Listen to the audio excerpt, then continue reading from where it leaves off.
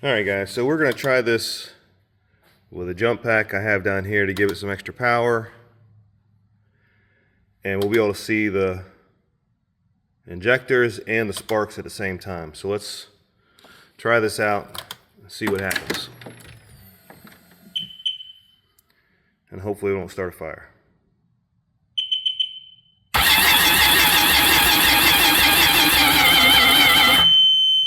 Alright, so that answers one question, in that now that all three of these are firing,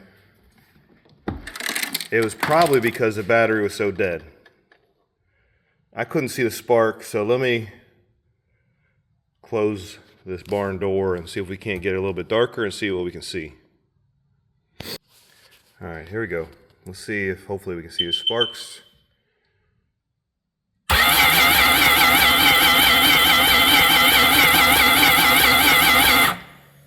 Okay, so all it was a low battery.